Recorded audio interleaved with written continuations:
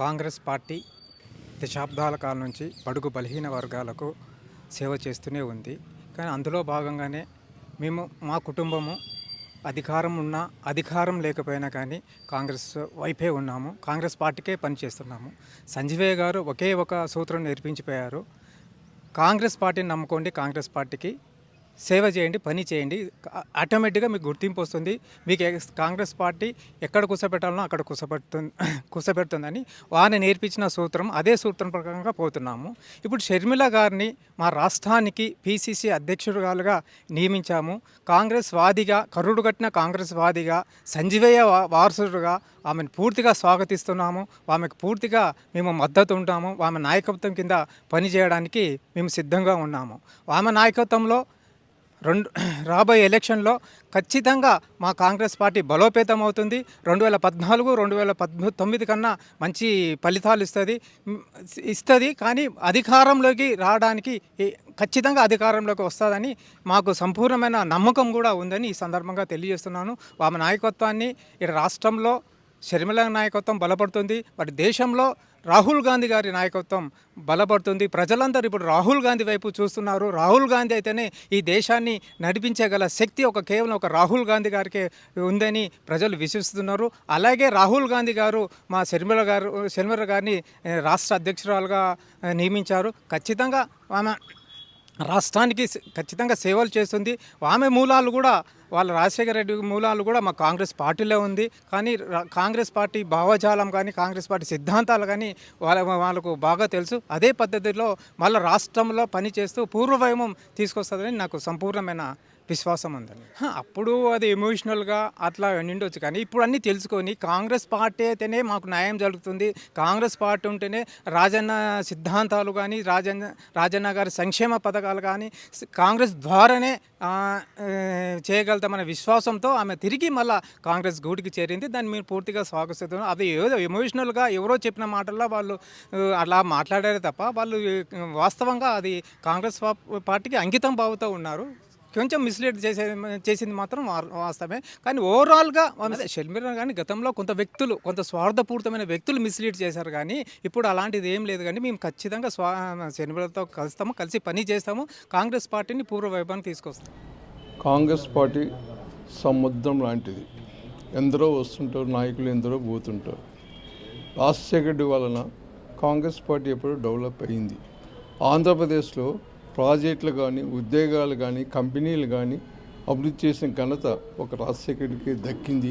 ఈరోజు అదే సేమ్ షర్మిల గారు కూడా మా కుటుంబంలో మా అన్న ఫెయిల్యూర్ అయినారు కాబట్టి నేను కాంగ్రెస్ పార్టీలో మా నాయన సిద్ధాంతాల కోసం పోరాడి ప్రధానమంత్రి రాహుల్ గాంధీ ప్రధానమంత్రి చేయాలన్న ఆలోచనతో ఈరోజు ఆయమ్మ షర్మిల తెలంగాణ పార్టీ పెడితే అక్కడ వాళ్ళు ఏం చెప్తున్నారు, అమ్మ నువ్వు ఆంధ్రప్రదేశ్కి పోమ్మా, ఇక్కడ వద్దు, మేము తెలంగాణలో ఉన్నాము, నీకు అక్కడ పోతే విలువ వస్తుంది, పేరు ఉంటుంది అని ఆలోచనతో ఆయమ్మ పార్టీకి రాజీనామా ఇచ్చి షర్మిల వాళ్ళ ఆయన రాజీనామా ఇచ్చిన తర్వాత ఇక కాంగ్రెస్కి వచ్చి 4వ తేదీ కాంగ్రెస్ పార్టీలో చేరి ఈరోజు పిసిసి అధ్యక్ష పదవి వచ్చిందంటే వాళ్ళ ఆయన పట్టుదలతో ప్రతి ఒక్క ప్రతిపక్ష నాయకుని కార్యకర్తని కలుపుకొని పోయి ఘనత షర్మిలకి ఉందని అహంకారం కానీ పొగ్గురుగా కడప సెంటిమెంట్ లేదు ఆయమ్మకి.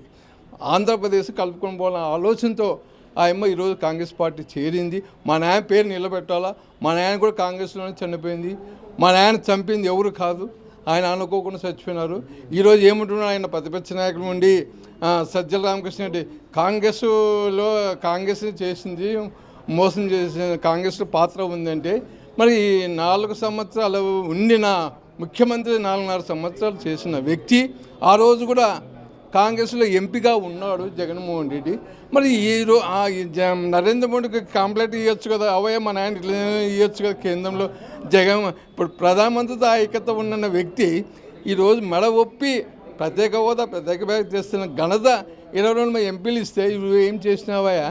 రాజశేఖర రెడ్డి కూతురు షర్మిల గారు రావడం వల్ల మాకు చాలా సంతోషకరం. కాంగ్రెస్ పార్టీ ఖచ్చితంగా అభివృద్ధి చెందుతుంది. చనిపోయేంతవరకు రాజశేఖర రెడ్డి కాంగ్రెస్తోనే ఉన్నాడు.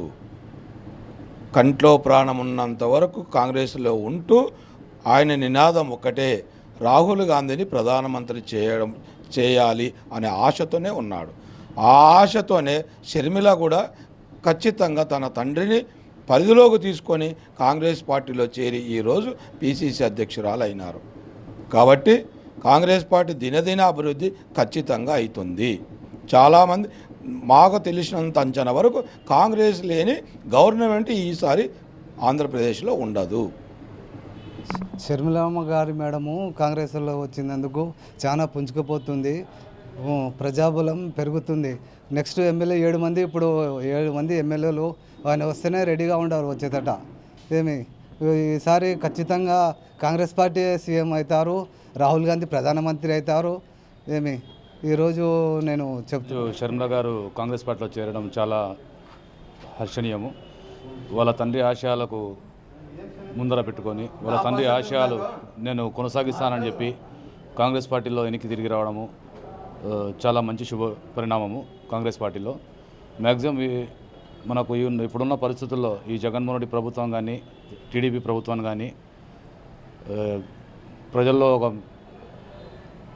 మంచిగా రావాలా, ప్రజల్లో చైతన్యం రావాలా, ప్రజలకు మంచి జరగాల అంటే ఒక కాంగ్రెస్ పార్టీతోనే సాధ్యం. అది గతంలో రాజశేఖర రెడ్డి గారు ఏ విధంగా అయితే చేసినారో అదేవిధంగా షర్మిల గారు చేస్తారని చెప్పి నమ్ముకుంటూ ఈ పొద్దు మన కాంగ్రెస్ పార్టీలో షర్మిల జాయిన్ అయినందువలన మ్యాక్సిమం ఒక కాంగ్రెస్ పార్టీ ఓటు శాతం పెరుగుతుంది. కొద్ది స్థానాలు మనం ఈసారి దక్కించుకుంటాము.